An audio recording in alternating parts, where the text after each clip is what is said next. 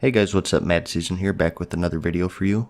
Legion has been out for 6 months now, so I thought it might be long enough for everyone to get a good feel of how this expansion is looking so far. In this video, I want to take a look at what I consider to be all of the major features of this expansion, see what they did well and maybe not so well, and take a look at what direction they're going towards.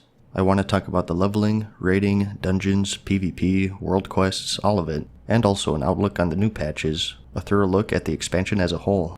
And if you're watching this video wondering if you should buy the expansion or not, hopefully by the end of it you'll have an answer. Keep in mind that this is all just my opinion. If you disagree with me, that's fine. I'm not saying that you're wrong. Also, this video will have some minor spoilers since I'll be talking about the story, so just a warning. I'll try to avoid the major stuff as best I can though. So, let's start where everyone starts, and that's with the leveling and the story. The leveling in Legion has been pretty good, I think. I mean, it is kind of hard to mess up. They followed the same formula for the past few expansions now, and they got it down pretty good, I think. Assuming we're talking about our first time doing it, the leveling process from 100 to 110 doesn't feel too long to where it's boring or too short to where it's lacking.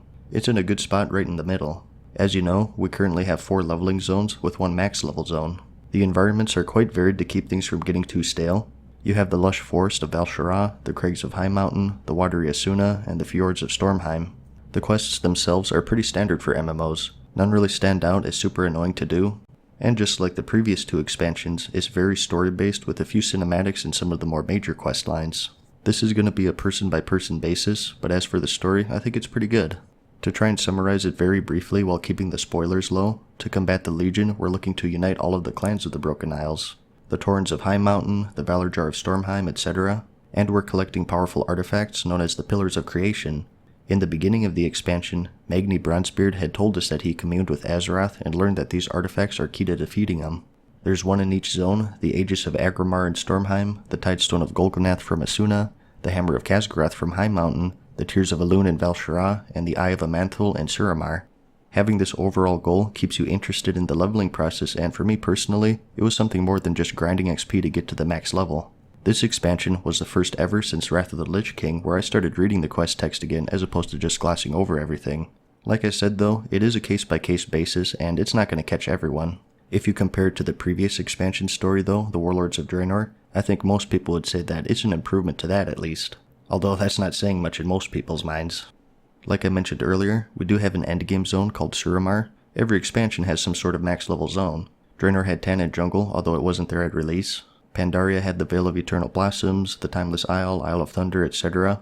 The one thing you can say that's different with Suramar though is that it's very story-based. It's not like those other zones where you have daily quests or whatever to knock out. The whole quest chain is very lengthy by MMO standards, several hours if you're not rushing it and you're taking everything in. I can't comment too much on the story since once again, it's hit or miss depending on the person. I can only say that I found it interesting and enjoyable. Something that I didn't like though is up until a recent patch, the story was stretched out week by week. The best analogy I can give for this is if you're reading a book and you're gripped by it, you don't want to be stopped after 1 page and then be forced to wait a week before you read the 2nd page and then another week for the 3rd and so on. It's not an issue now because you can knock out the storyline as fast as you can, bar the reputation requirements, but at the time, that was something that I think I and a lot of others found frustrating. Overall, I liked it though. I enjoy the storytelling aspect that they're going down ever since Pandaria. It puts the RPG into MMORPG, which can be a good thing in correct doses. So, let's get into the other endgame stuff, starting with raiding. This is of course the cream of the crop for the endgame as it's always been. So far as of this video, we have 3 raids and that's the Twisted Emerald Nightmare, Odin's Trial of Valor, and Suramar's Nighthold. They're all quite varied from each other in terms of visuals and bosses. The challenge was something that was a little rocky here and there. Specifically, the Trial of Valor raid at release was too difficult and the loot wasn't up to par with that difficulty. It was later adjusted and it's relatively balanced now though. I can only speak as someone who sticks to normal mode, but overall I've been enjoying them. Particularly the latest one, which is the Nighthold, because it continues the story of the Suramar zone. The next one is the Tomb of Sargeras in patch 7.2, and we fight some very interesting bosses in there, so I'm hoping that one will be fun as well. One thing you may or may not consider to be an issue is the loot system though. This isn't tied only to raids, but I think it's a good time to bring it up. Basically, the way the loot system works in Legion is like this. In these raids, you have a gear with a base eye level. For example, let's go with this Mythic Nighthold gear, which drops eye level 900 to 910, specifically talking about this 900 piece. If you look closely, you may see that it's not 900, but rather 900 plus. This was something that was introduced back in Draenor, but basically, gear has a chance to roll a higher eye level upon looting it. This is called Warforging or Titan Forging. An item has a chance to forge multiple times in increments of 5, so instead of this being 900, it could Warforge and be 905. I don't think anyone knows the exact numbers, but say for example, it'll have a 5% chance to Warforge to 905, and then that 905 will have a 5% chance to Warforge to 910. And over again until it reaches the current cap, which I believe is 925. And if something gets a plus 15 eye level upgrade, it's just called Titan Forging instead of Warforging. All of this is determined before you even loot the item. So assuming you're into the raiding thing, what this basically does is bring another layer between you and the end goal for the game, and that's obtaining the best of the best gear. This is something that a lot of people love or hate. It does make the game more grindy, and you'll be hearing that word a lot in this video. Some people enjoy the added RNG to loot, which can make it more exciting, and some people hate the added RNG to loot because it can also be more frustrating. For me personally, I don't mind the grind. If you think about it, that's what MMOs are. You have an initial leveling process, but once you get to the end game, generally you're doing the same raids over and over, the same dungeons over and over, dailies, etc. It's a finish line that you never truly reach, and that's what makes them MMOs. If you could quote-unquote complete the game, it would just be an RPG. So having this loot system just goes along with that mindset. Now, whether they went overboard with it, I'll leave that up for you to decide. I just want to give you the information so you can make that decision. And once more, although I'm talking about this in a raiding scene, it does go past that in the form of other things, dungeons being one of them. So far, we have 11 in total, the most it's been since the Cataclysm expansion, and in terms of quality, they're at their peak I think. They're all pretty varied from each other, aesthetically they look amazing, and all of the fights are as good as they've ever been. And the reason for that is because they're now an option for endgame. This is because of a new feature introduced in Legion, and that's Mythic Plus mode. This is a new timed challenge mode. After completing any dungeon on Mythic mode, from the final boss, you'll be able to loot what is called a Mythic Plus keystone. This keystone selects a dungeon at random, and if you put it into the pedestal found at the beginning of any dungeon, it'll activate the mode. This is an infinitely scaling time trial that provides more loot the higher level your key is, and your goal is to complete it before the timer runs out. The first keystone you loot might be +1, which just gives all enemies plus 8% health and damage, or it might be a +4 key, which gives a 26% boost to everything and also introduces something called an affix. These are special abilities or effects that enemies gain to add more challenge to the dungeon. Just to show you a few examples, first up we have Raging, which causes all non-boss enemies to deal 100% more damage if they drop under 30% life. We also have Sanguine, which causes enemies to drop a pool of blood when they die. If you stand in the pool, you take massive damage, and if there's an enemy in it, they take massive healing. And we also have Skittish, which causes the tank to generate far less threat than normal, which can make your DPS pull aggro more often if they're not careful. Currently, you can have 3 affixes max depending on the level of your key, and the keys scale infinitely, ensuring that you always have a challenge waiting for you. Completing them within the timer gives you rewards based on how well you did, giving you 1 to 3 chests depending on how long you took, and upgrading your keystone to a higher level and another random dungeon out of the 11 in the game. If you fail to beat the timer, your keystone doesn't upgrade and you'll have to wait until next week before you can get another one. You still get a chest to loot, just not another keystone. And the gear is pretty comparable to raiding, of course depending on what level you're running. It's something you can do as many times as you want as long as you have keystones, and only one person needs the keystone to activate the game mode, so you always have that option of looking in the group finder if yours runs out. Out of all of the features of Legion, if I had to pick my favorite, it would be Mythic Plus. As I mentioned, I enjoy raiding, but it hasn't really been my cup of tea for the past few expansions now, just due to that time investment. Mythic Plus only requires the standard 5 people, so it's always something me and my friends can do, and it still has that challenge aspect there if you want to push yourself to the limits. That's something you really couldn't do before Legion. You could still knock out dungeons, but after a certain point, once you gear up and learn the fights, there's not much reason to do them anymore. They used to be just a stepping stone that led you into raiding, but in Legion they evolved into their own form of endgame, and it's something I hope they continue throughout further expansions. And the best thing about it, I think, is how easily updatable it is. Not only do you have new dungeons being added, but also new affixes.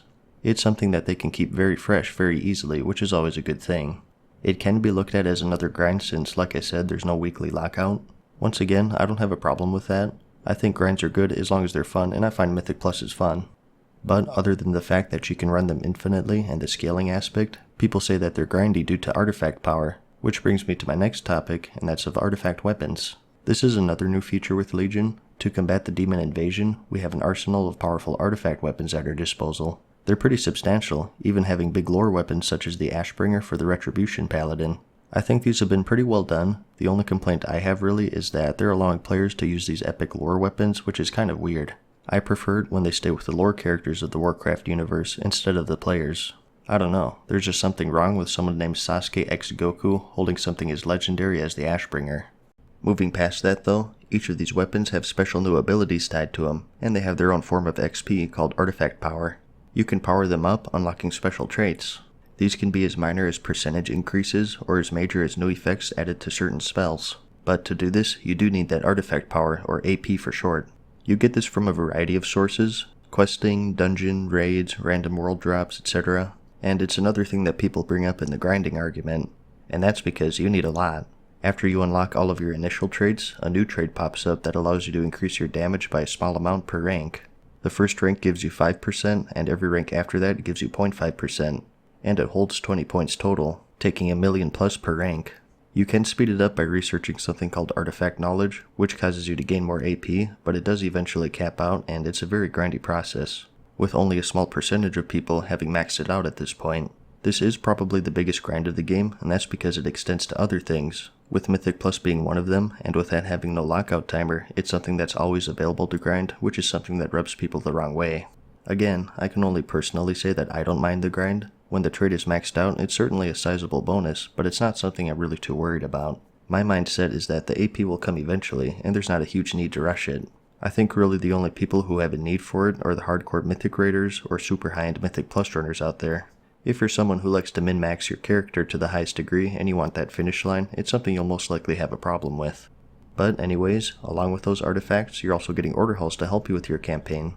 Think of this as a home base for your character, kind of similar to how garrisons work in Draenor, but done much better.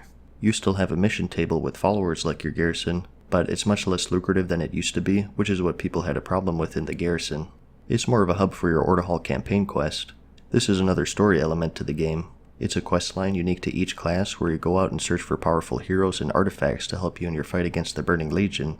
It starts pretty early on in the leveling process, and it has some endgame aspects to it as well.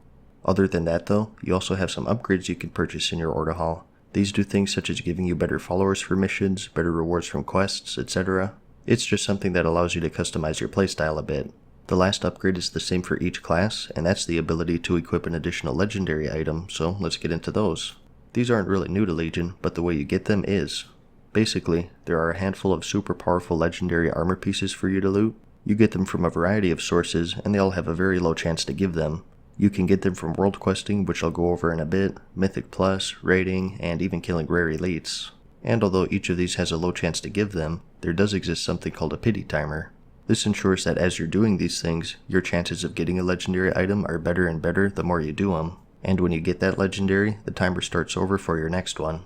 Some of these drastically upgrade and change the playstyle of your class, and others are just minor upgrades. This itself has actually been an ongoing problem for this expansion, and that's the fact that there's such a huge discrepancy between legendaries.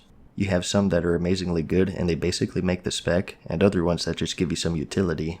Right now, everyone wants those DPS increasing ones, and because of their rarity, there's a lot of frustration rather than excitement if you do get the utility one. I'd say it's one of the biggest problems with this expansion so far, and it's something Blizzard themselves said that they would have approached it differently if they could. They want the legendaries to be exciting, which they can be, but a lot of the time they can just make you frustrated when you put in the same amount of time as someone else, and just due to luck, they come out way farther than you just because they got better legendaries. There haven't been any solutions to it really. They've just been shortening the gap by nerfing the good ones and buffing the bad ones, but the problem is still there in a big way. And it's not only that, but another issue that's becoming more apparent as we get further into the expansion is that people are getting locked into certain specs.